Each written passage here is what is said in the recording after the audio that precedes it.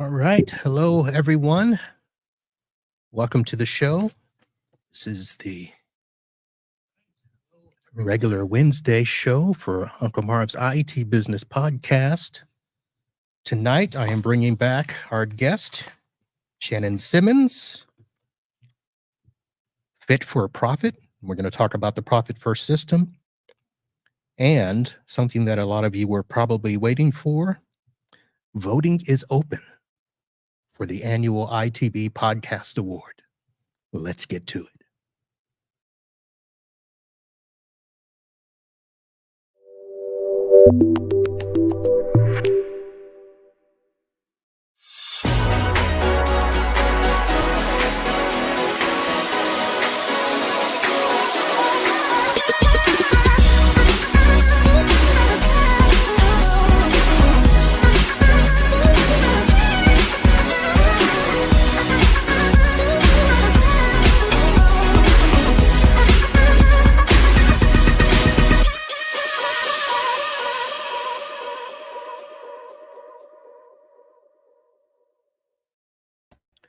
Hello, friends. Uncle Marv here with another episode of the IT Business Podcast, the podcast for IT professionals, where we talk about all the things that we can to help you run your business better, smarter, and faster. Tonight, we are revisiting the Profit First system. I have with me in the house Shannon Simmons for Fit for Profit. Shannon, how are you? I'm great. Thanks, Marv. How are you tonight? I am good. Look at you. Got your little Christmas garland up behind you. I have to do what I can. I brought a jacket with me because winter is starting to hit here in Florida. It is going to be 58 degrees when we finish the show tonight. I'm sorry. We didn't hit 40 today. Ooh. Ouch. Well, that's why I live down here. Yep. All right. So, Shannon, I hope you can sit tight while we go through a little bit of housekeeping here, because some of the people like to get in and get out only to hear the news. And let's start with the fact that this weekend, I will be heading back to the mountains of Georgia. I will be making the annual pilgrimage, if you can say it that way. The wife is already up there with her family for the Christmas. We go to the cabin up in the hills of Georgia. I will be flying out tomorrow night and heading up there. I've got to, that's one of the reasons why I got the jacket out, because I had to prepare, because it will be cold in Georgia. So that's where I will be this weekend, coming back late Sunday.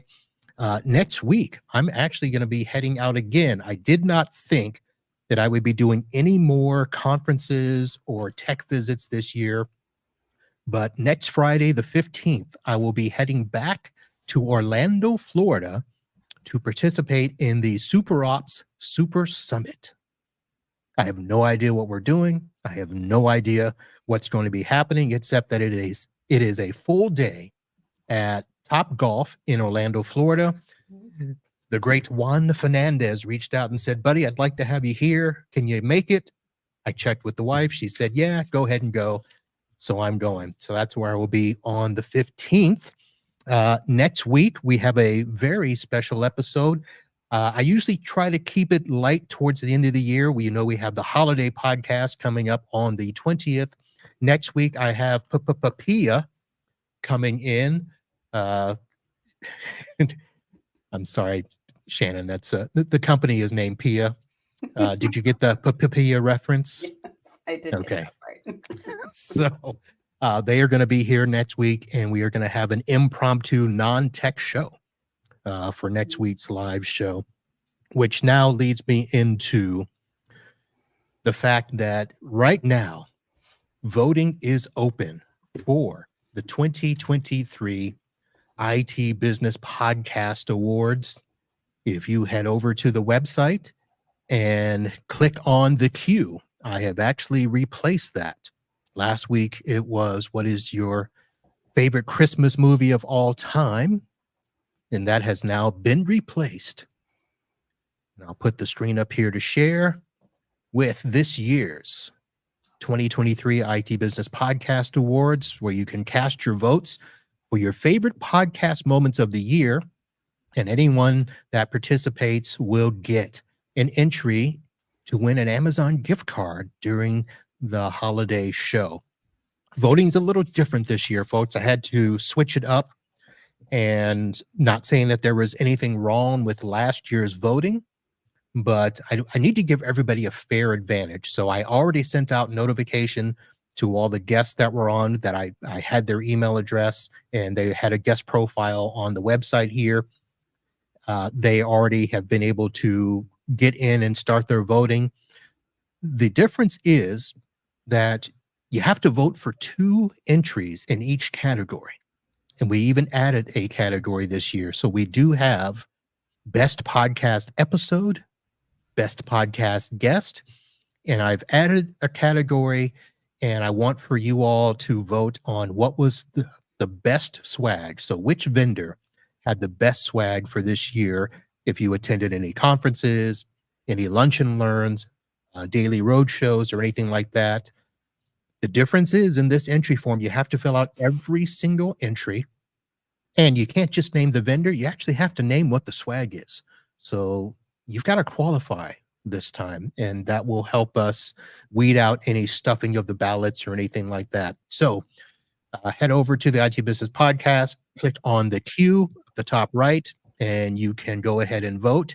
You can vote up to 11:59 p.m. on the 19th, and then I will spend the 20th counting all the votes, and there will actually be a little bit of a BCS style ranking system where it's not just your votes that count. It actually will include number of listens, number of views of the videos, number of website visits. It's going to be a whole calculation. It's going to be worse than the BCS, and there will be no disqualification of Florida State in this system.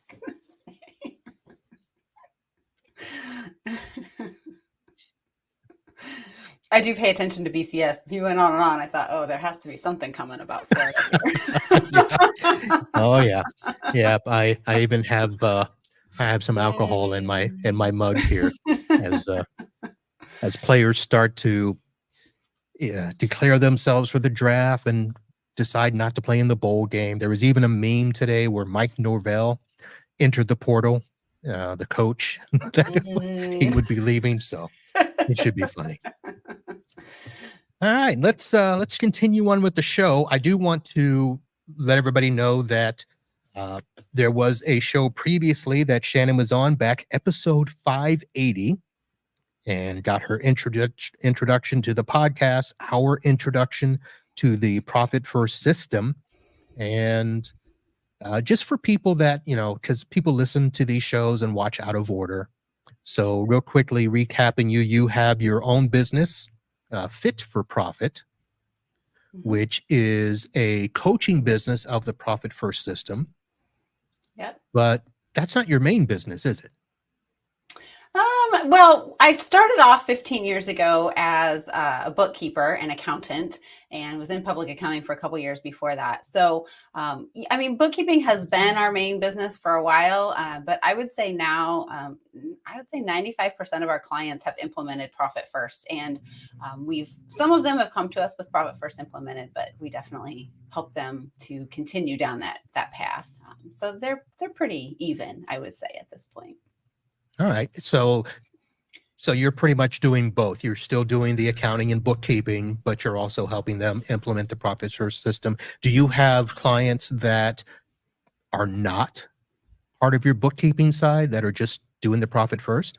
We do. Yep. We have some of both for sure. All right. Nice.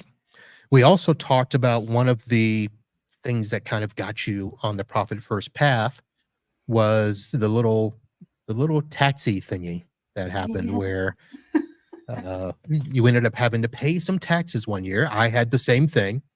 Yeah. And it wasn't a huge bill. I shouldn't, it wasn't, obviously I'm still in business, but it was hefty at the time back in, let's see, it's 2000. So I had been in business since 97 and had kind of made my way through, and in 2000, I got the tax bill for the 1999 year that said, dude, you didn't pay. It was $4,000. Yep. So back then, when you're starting out a business, that can be a lot of money.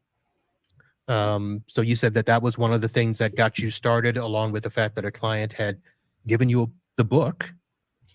What were some other things that kind of, gave you the final push to do this? Yeah, I think one of the biggest things was, as an accountant prior, I tell people all the time, I could analyze the hell out of any numbers, right? I mean, I could forwards, backwards, upside down, any way you name it. I could look at numbers and tell the story out of them. But sometimes I couldn't really help business owners understand what they needed to do in order to improve the numbers. So it was always looking backwards and telling people what had happened, but I couldn't always help people understand how they could use the numbers to make better decisions in the future. And I just saw Profit First as a system that would help business owners to understand how much money they had when they were actually making decisions. It's not all historical. It's really can be predictive, and help in the moment when you're making a decision, rather than having to go to people will tell you, as business owners, we should be going to our profit and loss statements and our balance sheets in order to make decisions. And as a business owner, I will tell you, I've done that less than 5 times in 15 years. That's just not the way we're built to make decisions. We make them from our bank accounts instead. And so I could just see how this system was going to help some of my current clients at the time, and couldn't pass up the opportunity. So when I started getting my situation correct, the biggest thing I looked at was cash flow. Yeah. And understanding that a cash flow statement was going to be a much better predictor of where your money is and is going to come from, and force you to plan. If you know that you've got X number of expenses and that income isn't there on the cash flow sheet, well, some changes got to happen. Mm-hmm. Yeah, and that's one way to do it. And I will be honest, a lot of accountants don't understand cash flow sheets, I don't feel like. And so again, like, that takes some planning to create that. Whereas when the bank accounts are just telling you, when you have these bank accounts that are set up and you can look at the bank account and it will tell you how much money you have for OpEx, and you've already got your profit taken care of and your owner's pay taken care of and your taxes taken care of. You don't even have to pull up a statement. You just get to look at your bank accounts. So that makes it really super easy for a lot of business owners. And we did talk about the fact that the bank accounts is probably one of the sticking points that gets people a lot, where it just feels like too much work to open up separate bank accounts. I know that I did ask you about that, and you talked about the fact that, well, you know what? Start with one. Yep. Open up one more than what you have, because most of us have one. Yep. And opening up a second one, I think when you mentioned it, it was to set aside the taxes. Was that the first account that you normally recommend?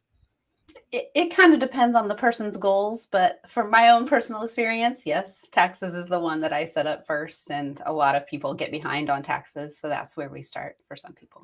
Okay. I know that in the book, a lot of times it recommends, obviously, it's called Profit First, so the first thing you should do is put aside your owner's profit. Yep. And there's a couple of places that I looked at, and when I hear people talk about Profit First, it gets muddled a lot of times, because a lot of times it's just, well, put aside the business profit. That needs to be money that is set aside to go back into the business or whatever. Sometimes it's owner's pay, which could just be a salary. Other times it's a muddled of owner's compensation. How do you classify all of that? Yeah, so it's really interesting, because I talk about the Profit First world and then accounting. And Profit First is not accounting. It's a cash flow management system, right? And so your accounting still needs to be done. You still need to have some kind of bookkeeping software so that your taxes can be done and all of that. So in accounting world, profit is what's left over after you take all of your sales and you pay your expenses, and what's left over. that can be used for a lot of different things. So when you look at a profit and loss statement, the profit at the bottom is not usually the cash that's in your bank account, because most of us, most small businesses can take profit distributions for the owner that comes from that profit, but it's not recorded as an expense. And then if you have debt on your business or you purchase any assets, that all happens on your balance sheet. And so again, the cash comes from the profit, but it's not showing up on your balance or on your P&L, so it doesn't affect your profit. In the profit first world, we talk about profit as the cushion, the emergency fund, the rainy day fund that you might need in your business, and bonuses for you as the business owner. And that's it. That's all profit is in the profit first world. So I feel like it's a little bit more clear in the profit first world. Accounting, it can be really muddled. Okay. I'm going to try to go back and remember, because I did not write it down, but I remember a show I listened to a while back. And the reason I brought up owner's compensation was because of a question that came in, one of the pre-chat questions, where a listener wanted me to ask the question of, I already pay myself a salary, I pay my car, and I pay my insurance. And it seems like I need to put that as owner's compensation. So a lot of times I know businesses get in trouble because we always pay for the personal stuff as the owner stuff in the business, distributions, or however you say it. Should all of that, though, count as part of owner's compensation? Because, I mean, insurance, car payments, cell phone reimbursements, Yep. gas in the car. Yep. So in the IT world, gas gets a little tricky. Okay. But I would say, and maybe even the car gets a little tricky. But I would say anything that is strictly for the benefit of the owner. So if you did not have a business, what would you have to be paying out of your pocket? The insurance for sure, just the cell phone for sure, other just expenses that sometimes get run through the business. If you're driving that car 100% of the time, some of that car would be owner's comp. Now, if you're driving that car during business hours to your clients, that's a business expense. So it does get that gets a little tricky. I feel like it just depends on the industry. But I would say, for you guys, it's going to be a little bit maybe more complicated to figure out how much of that car expense is business expense and how much is owner's comp. But if you take off and drive that to Georgia next week, that's probably owner's compensation, because it's not a business expense at that point. Even if I pay for my plane ticket with my business American Express and the hotel, what if I do a podcast while I'm there? So it's 100% deductible. So this is the difference again between tax world, accounting world, and profit first world. They're 100% deductible. You can run them through your business, but it's important, I believe, and Profit First believes, for the business owner to understand that the business is benefiting you by paying for those things. And so sometimes we get people who say, oh, I'm only taking, a $20,000 salary for my business. Okay. And the business is paying, $20,000 of other personal expenses for you. And so just the awareness that you're getting a lot more benefit from the business than just the cash you're seeing in your bank account. That's really all Profit First is trying to do. So another thing we talked about on the previous show is people getting in trouble, like you mentioned, seeing what's in the bank account and thinking that that's your money. When a lot of times I've seen people, and I'll say in our industry, where we pay for so many things out of the business that there isn't money at the end of the month because we've paid all those expenses and we've ran them through. And then we're like, okay, there's only $1,000 here. I can't live off $1,000. But we kind of are if we're paying everything through the business, right? Exactly. Right. Yeah. There's only $1,000 here, but like I said, you've already taken $2,000 out of the business. So, and sometimes we work with clients to get those personal expenses out of the business because some of them probably aren't deductible. And so there's that conversation too. But yeah, like I said, it's really an awareness of what the business is benefiting you. And then sometimes, like I said, getting those out and making that cash transfer from the business to your personal bigger, so that you can really see what are some of those personal expenses that you maybe don't need to be paying for at all, so that you can have more cash in your personal life. All right. So to kind of wind things up, I think we kind of hit a couple of the points, but if we had to list what you would consider to be like the key principles, or, you know, the 3 or 5 major things that people need to get from the profit first system, what would those be? Yeah, so there's actually 4 guardrails that we talk about. The first one is that you need small plates. That's having your multiple bank accounts. The second one is that you need to take your profit first, pay yourself first. The third one is that you need to remove temptation. So I don't know that we talked about this too much, but when you have those small bank account, or all the smaller accounts, like your tax account, because you only pay taxes maybe once a year, maybe 4 times a year, but that's usually it.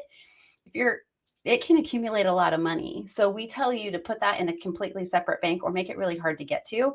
Because if you don't, it's really easy to be like, oh, I've got money in my tax account. I'll just transfer it back to my OpEx account or my owner's pay account. So we take that and we remove temptation. We get that out of the way. And then the fourth major principle is to set up a rhythm for dealing with your money. So we talk about transferring your money twice a month. Usually twice a month is the best. And then paying yourself twice a month from your business as well. So, and that helps you to understand that cash flow pattern that you talked about from the cash flow statement. If you do your allocations and you handle money in your business twice a month, you start to learn a lot about, when do I get a lot of money? When do I spend a lot of money? And you understand the cash flow in your business a little bit more when you're doing it regularly, rather than just willy-nilly, like, oh, I need money now, so let's see how much I have in my bank account now, type of thing. All right. So you mentioned twice a month. Now I know a couple of my law firm clients do that, and they pay themselves on the 1st and the 16th. I still pay myself on the biweekly. Mm-hmm. So on those months when you have 3 pay periods instead of 2, how do you figure that into the profit first if you're doing allocations twice a month? And when you say allocations, that is when you're taking your income and dividing them into those percentages and into those bank accounts, right? Yep, exactly. That's what allocations are. Honestly, most of the time, if somebody tells me that they're paying themselves biweekly, I say, let's just do your allocations biweekly too, Okay. whatever your money day is. It's just, so most of the months it ends up being twice a month. And then, you have those 2 or 3 or 4 a year that you do 3. If your percentages are set up right, you can still do your allocations twice a month and have the money where it needs to be. It takes a little bit longer sometimes to get into that rhythm. So I usually just say, let's do 3 on those 3 payroll months. All right. Yep. All right. Let's take a little bit of a switch here. Let me at least acknowledge, yes, I do see the fact, folks. If you're watching live or on the replay video, I see that my screen is blacking out. It's not blacking out here. I don't know why it's blacking out on the replay. All I can tell you is that winter has hit and I have Comcastic internet. You've heard me talk about them for the years. I am hoping that one day that they would become a sponsor and give me a great fiber connection, or AT&T or somebody would come in, but that's where we are. I don't see it blinking here, but I see it on the monitor. So it is what it is. So, all right, well, we already went to one of the questions. And of course, the 2 other questions that came in really were all about what are some real life examples on how to do the profit first system. And you mentioned the 4 pillars there, which are kind of in the book. It's not really rocket science. You did mention remove temptation. I think that would be resolved as well if you did the allocation of all of the bank accounts, correct? But let's talk about how you get there. Like, how do you decide how many bank accounts and what percentages and stuff? I know that there's a formula that Mike has put together is if your business is making this much, start with these percentages. Hmm. And you mentioned that getting to a point where maybe the tax account has more money than it needs. Yep. How do you It wants remove to that see. temptation to start moving money back and forth all the time? Yeah, I mean, we really do have clients that set up bank accounts at different banks just for their tax and profit. So when you do those allocations, you empty out your income account, you put it into those 4 or 5 or 6, or we have some clients that have 8 different accounts now at this point, whatever it is. And then the tax and profit get moved to a completely different bank so that because the thinking is that when you log into your bank, your online banking, whether it's on your phone or your computer, you see all your accounts. And if you see that the tax account and profit account have a lot of money in them and they're on that same banking app, it's really easy to just transfer money.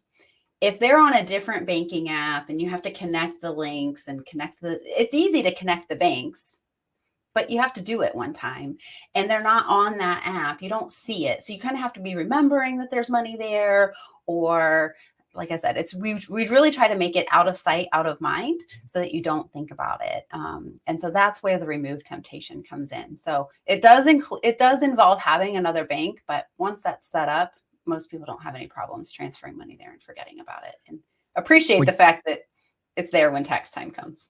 Right. Now, you mentioned logging in and seeing all your accounts. Now, if you're doing all of this in QuickBooks or a similar program where you have the accounts set up as a bank, Mhm. but if you're doing this online, you mentioned an app. Most apps that I know of, you can't see different banks in one account. Exactly. Is there an app that does that? Is there a Profit First app out there? No, there isn't, and I mean, we want it to be that way, that you can't see Oh, those okay. two accounts. Yep, Oh, well, I because guess I it wouldn't. If removes you that can't see it, temptation. you can't see it, you can't spend it, right? Exactly. Yep, exactly. You can't see it, you don't spend it. It's kind of like Okay. that 401k when you're right out of college, right? If you start putting money into that 401k, your first job, you can accumulate some money there and you just don't ever think about it and you don't Right. ever miss it because you never had it. That's exactly what Profit First is going towards. Like, you just put that profit aside, you don't miss it because you didn't ever have it in your operating expense account or your personal account, either way. And then all of a sudden, once a quarter, you get this nice bonus from it. All right. When you have a rainy day, you have a savings account to fall back on.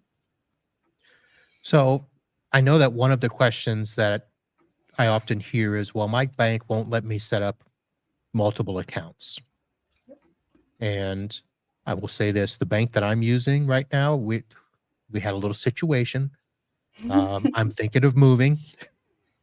I've Yeah. been with them since the beginning. Well, I wasn't with them. So the original bank that I was with got acquired twice. So this is Mm. technically the third bank, but it's the same account. But they're starting to a little piss me off with some of the things that they're doing. So and they won't let me do multiple accounts.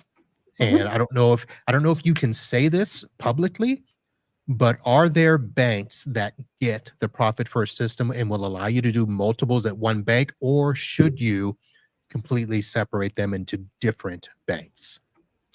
Yeah, so there's actually a Profit First certified bank, which is pretty new within the last year. It's called Relay Bank. It's just like it sounds, RELAY bank.com, I think. You can Google it, you'll find it. Okay. So they will have you can set up, I think it's like up to 20 accounts with them. It's definitely 10. It's a lot. It's easy. Yeah. I think 20 is overkill for sure. 10 is way more than enough. So you can set up all your accounts there. The other thing we hear, Marv, is people will say, well, but I like my local bank, or I have a loan through my local bank, so I need to keep some money there, or I I get checks every once in a while and I want to be able to deposit them at the bank, or I get cash every once in a while. Checks you can do online. But what I would recommend is, I just told you, you need 2 banks. So use Relay for your main 5 accounts and use this local bank that maybe you still want to maintain a relationship. Marv, it doesn't sound like you do, but other people might want to maintain a relationship with their local bank. use them for your profit and tax accounts. They're your second bank account at that point. Honestly, they're going to Okay. be happy because they're probably going to have more money in those accounts than you will in your OPEX account. And Relay can take care of the rest of them. All right. So I have found it. I think. I Yep, hope this is the one that's I'm it. so Yes. relayfi.com. And it actually says that it is business checking, business savings, profit first banking, Yep. and accounts payable integrations with Zero, QuickBooks Online, Gusto, Plaid, and Yodlee. Nice. Okay.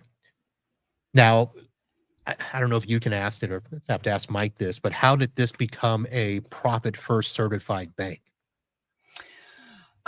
So most of it came about because us as profit first professionals were getting the exact same question that you just asked me, and we had no good answer. And we just kept on profit first. Like, there's got to be somebody out there who can help you figure this out and do this. And so it took a long time. They had several different attempts to find a Okay. profit first bank. But I was using Relay long before they were profit first certified.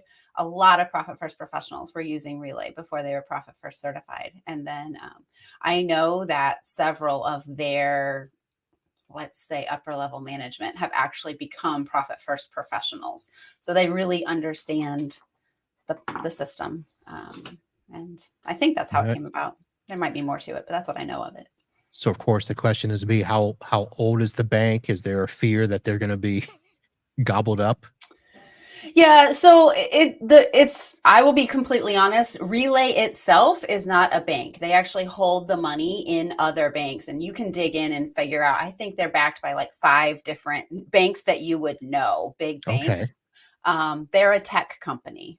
So they have figured out how to do the banking the profit first way, and they layer that on top of these other banks that are FDIC insured.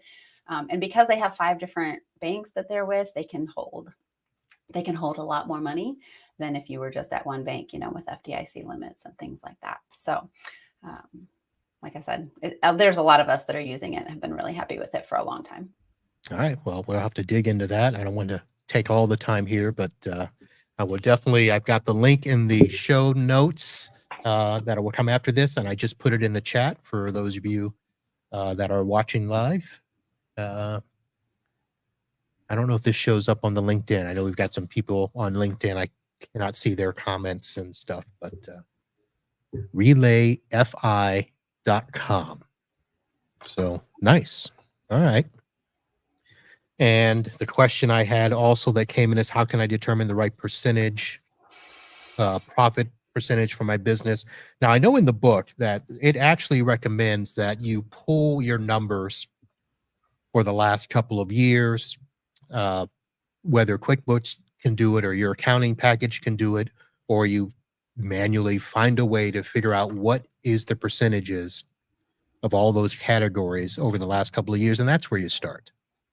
Yeah, that's exactly it. And I think last week on the show, I gave a link. You can go to fitforprofit.com/ITBIZ. And there's a handout there. That PDF will actually walk you through the process as well. So it's kind of the book simplified.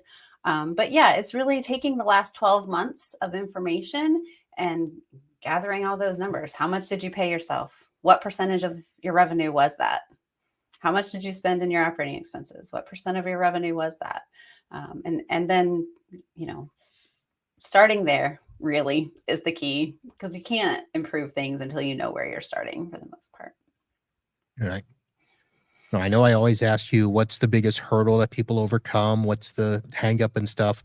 What's usually the first light bulb moment that you hear from your clients? Most of the time, just like I talked about earlier, the organization of knowing, like being able to make those decisions by looking at their bank accounts. Because most of the time, QuickBooks isn't up to date. So, you said if all your accounts are in QuickBooks, you can see them all there and make decisions. That's true if they're always up to date, but a lot of times they're not. And so the idea Are that you saying that we as techs don't always put our receipts in? I'm saying me as a business owner doesn't put my receipts in. Okay. All right. Yes. And not having my receipts in, not having my transactions entered doesn't mean that the rest of my business doesn't need money paid attention to it, right? And so there's always financial decisions to be made. And so, when a client can come to me and say, I mean, this just happened. I broke my iPad. I need to get a new iPad. How much money can I spend on it? Well, how much money is in your operating expense account? There you go. There's your answer. And just the knowing that I have that money, my payroll's taken care of, my taxes are taken care of, my profits taken care of. I'm going to get paid and I still have this much money to spend on the iPad or whatever it is that you're considering spending money on. That's just Now that sounds like somebody who's got their act together. And yeah, I have this money. I know that it's available for stuff like that, but a lot of people still like to do, the dreaded B word and actually try to budget. I'm going to budget $500 for office expenses each month, and I'm not going to go over. Do you have to still budget, or do you just simply go by the percentages with the bank accounts and stop trying to micromanage?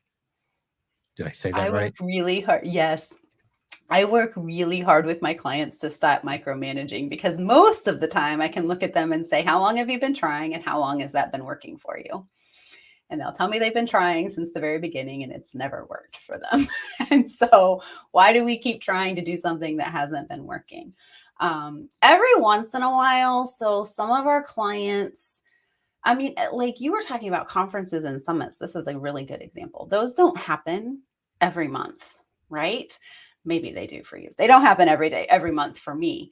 So I actually have a separate account just for conferences. And I know how much money I want to spend on that, what the budget would be for that if I were Okay. doing a budget. And I say, okay, that's 2% of my revenue. I'm going to put 2% in that account every single month. And so I'm doing that on a regular basis. And then when I want to spend money out of it, the money is sitting there. So that's kind of how we tweak the profit first system to have a budget built in, basically. Okay. So funny you should mention conferences, because I kind of did that, where conferences can be expensive for techs anyway. Between the ticket pricing, the travel, the hotel, food, souvenirs, that sort of stuff. Yep. So I put a kibosh where I said, okay, I'm going to do 4 year. I'm going to do one a quarter. And that was, Mm-hmm. now I didn't put a budget on it.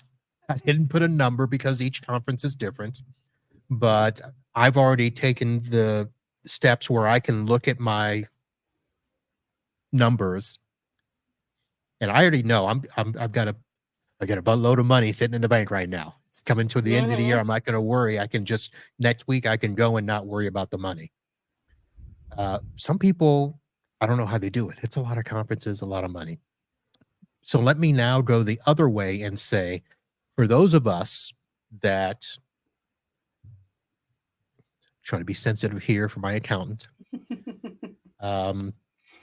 I need to make a few changes because the last few years I've actually had a lot of money sitting in the bank at the end of the year. Um, I need to adjust that. And I don't think it's as simple as, hey, I can pay myself more, or I can take out a bigger dividend. Or actually, do you even use the word dividend, or when the owner takes out money? What's the retained earnings? Yeah. Oh, So that's a good question. Dividends are usually reserved for C corps that are like major corporations. S corps and partnerships, we call them distributions, partner okay. owner distributions. So I've been using it wrong. Well, Honestly, it all happens on the same bottom part of your equity section of your balance sheet. So right. I get it. Well, and I've probably gone back and forth, distributions, dividends, but the bottom line is, I know I need to, we can talk about this off air. I'm just throwing out my own laundry there, but I've got a big number at the bottom of that in retained earnings. I know I got to start taking that out, but I assume that that's part of a percentage in one of the accounts, correct? Yeah, I mean, yes, that would probably be your profit percentage, or maybe I would say let's increase your owner's pay. A lot of times when people have that kind of situation going on, we'll talk about like what are other investments you would like to be making? What kind of retirement plan do you have set up for yourself? A lot of that a lot of people have kind of hangups around, I don't want to take everything out of my business because what if my business needs it? Well, what are you doing for yourself long term as well? Let's put some savings, Okay, long-term well, savings in place. all right. Well, here's the rest of my laundry. So, so I've wanted to do something with that money, and the wife's like, "No, leave it. I like seeing the big numbers in the bank." Well, that's not helping me. In fact, okay, so I've had to pay taxes the last 2 years, which we Yeah. went all those years with getting money back. Now, I've learned by talking to some other people that's actually a good thing. The Mhm. fact that the business has done well, that we have to pay. It's a I would little agree. it's a little mind thing that people have to work through because we're so used to paying taxes all year long and getting that refund Yeah. as if that's our reward for working and paying the taxes. But for our types of businesses, and I'm an S corp, just I think I told you that before. So I Mhm. get caught trying to figure out, okay, should I operate like a partnership, a sole proprietor, or should I act like a corporation? Which is why having money there as a corporation seems like a good thing. You should have some money there, but you can have too much money there. Okay. All right. I mean, I really do believe that. And that's not necessarily like some of that's my own personal, how I would advise you as a client type of thing. But like I said, I mean, I think having money in a savings account right now is not doing much for you. It's doing more now for you than it was 2 years ago, right? Yeah. Yeah. But it's not doing much for you. Where take that money and put it in something that is actually going to give you a return on your investment. I I would say 3 months worth of operating expenses sitting in your business savings account is a pretty safe number. More than that, let's find ways for that money to be doing better work for you. All right. We're gonna have to talk after the show. Yeah, and I would also say, as far as taxes go and kind of that mind game that we were talking about, um, I yes, as a profitable business, you're going to have to pay taxes, and there are ways to minimize that. So that's where really good tax planning comes in, and that's something completely different. But you should definitely, if you're really profitable and you have money sitting in the bank like that, you should be talking to a tax planner and making sure that you're not paying too much taxes, because that's possible. There's lots of strategies to reduce that too. All right. Let me throw a link up here on the screen for those watching and put a link in the chat again to your site, fitforprofit.com, where you can help people more when it comes to implementing the Profit First system. And as I understand, there's now, you mentioned the free worksheet that people can get if they go to fitforprofit.com/itbiz. It's more than the book. I mean, there's work groups. Is there like mastermind sessions and all those types of things now? Yeah, so we have a group program that people can join, and we do live Q&A sessions. So it's definitely there's interaction between you and other business owners, and yeah, I mean there's lots of us as profit first professionals have put together different kinds of masterminds and things like that. So it's definitely more than the book. All right, I've got your website up here. I'm just poking around here. Yeah, for sure. Find the find the best fit for your business. Yep. Keep So that's money, where. keep more money collective. Yep.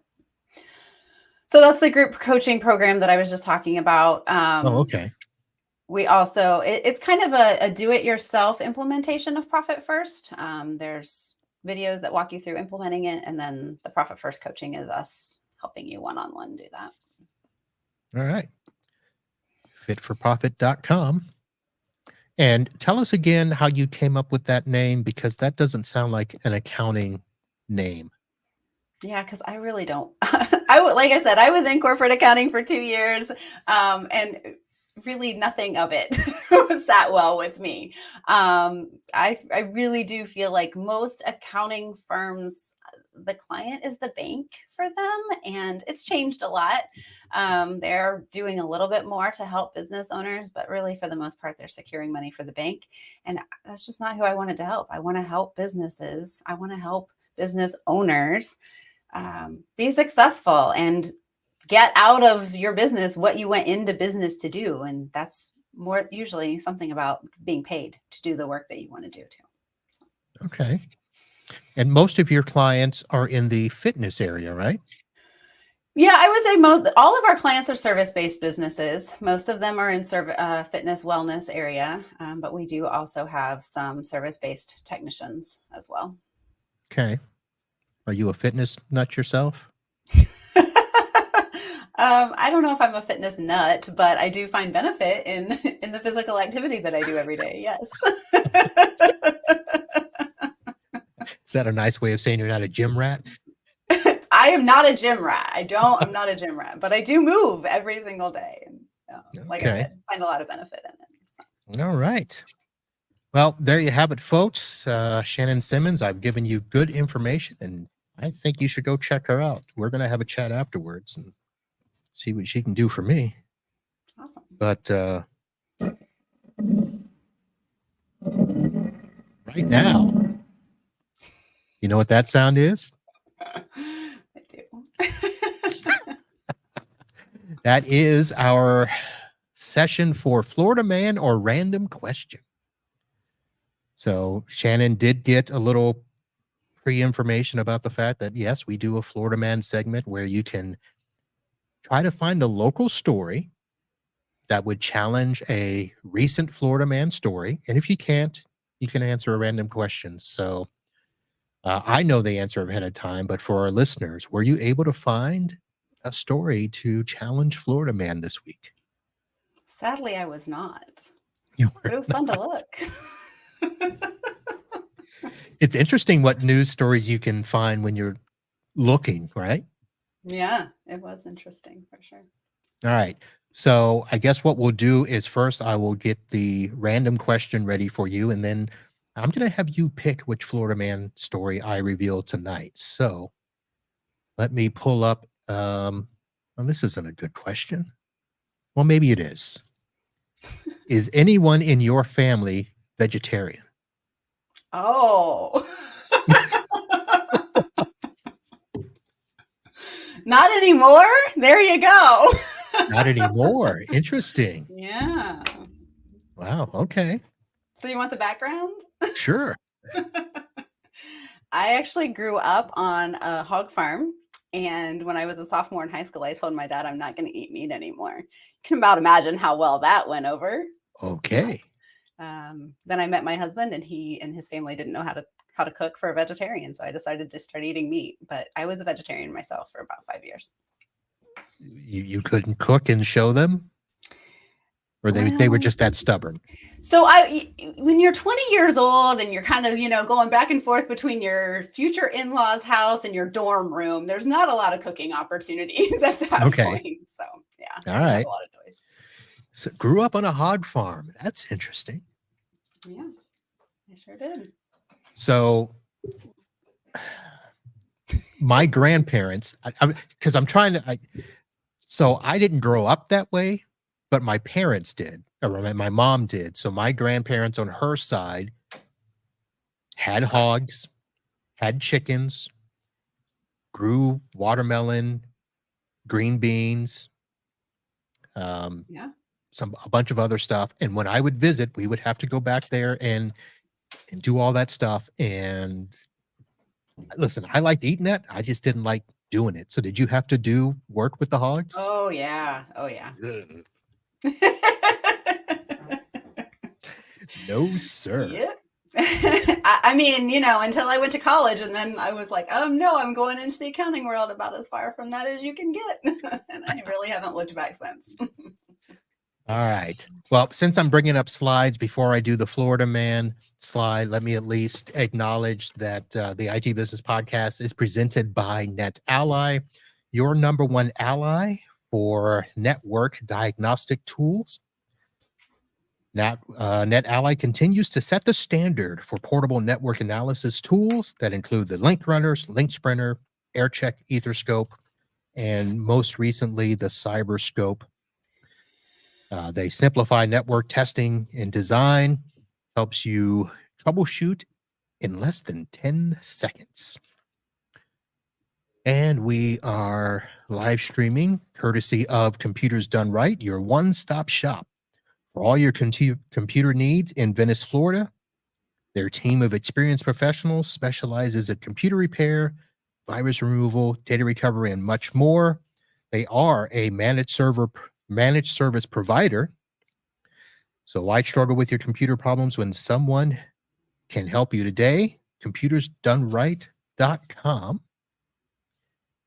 And a good friend of the show and fellow sponsor, InstantHouseCall.com. If you are looking for a remote support tool that is not included with your current RMM PSA provider, Instant House Call is a great tool to get started with. It has all the tools as the big boys. You can actually sign up for 15 days. You don't even need a credit card, and you get all the remote support that you need, including white label, multi-monitor, UAC support, printing, all that good stuff. So head over to our good friend, InstantHouseCall.com. Tell Corey that Uncle Marv sent you by. All right. So what I'm going to do now is show you 3 pictures. And then you pick the picture that you want to hear about, and that will be our Florida Man story. So picture number 1. Okay. Picture number 2. And picture number 3. Oh, I gotta go number 2. Number 2? Yeah. All right. So picture number 2.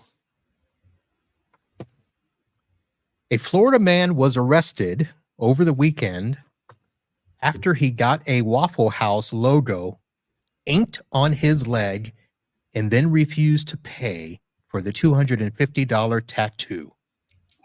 Max Alexander Cretchent allegedly asked for a black and white Waffle House logo from St. Petersburg shop Ink Gods because a color version would cost an additional $100. But when it came time to pay, Cretchent revealed that he didn't have his debit card with him and could not provide proof of having that amount of money in his bank account. So he ran from the tattoo shop. And when police caught up with him, they found that he only had $6 and a driver's license in his bag and nothing on his person. They also alleged that he was under the influence when he asked for the 5-inch tattoo. It wasn't his first time getting inked, according to the outlet. Among his other tattoos is an image of the Insane Clown Posse, a hip-hop duo whose followers are known as Juggalos. He was charged with theft, but has been released on $150 bail. So, tattoo parlors are going to be asking for money up front now. Kind of surprised they weren't in the first place. Well, and here's my question. What are you going to do with a tattoo of a Waffle House? I mean, that makes no sense. Yes. That too. No sense at all. All right. Well, Shannon, thank you very much for coming on the show once again and answering some of our questions about the Profit First system. And I suspect you'll get a couple of people that'll email you or go to your site and say, okay, how can you help me as a techie? You have had IT shops before, so it's not new territory for you. Not at all. Yeah. It was great to be here. And yeah, I look forward to talking with y'all about how we can help you be better in money and business. All right. There you go, first. Shannon Simmons, Fit for Profit, fitforprofit.com. Check her out and get your business getting on the right track when it comes to money. So that's going to do it for our show. We will be back next week with a live show as I unthaw from the hills of Georgia. Thank you for listening to the ID Business Podcast, your go-to source for the latest insights and trends for MSPs and IT professionals. That's going to do it for our show here. I'll be back soon. And as soon as I can find my thing here. Oh. We had someone in the chat. What do you mean Waffle House is an institution? It is an institution. And if you need some place to go at 2 a.m. for breakfast and there's no Denny's around, there's probably a Waffle House. All right, that's going to do it, folks. We'll see you next time. And until then, holla.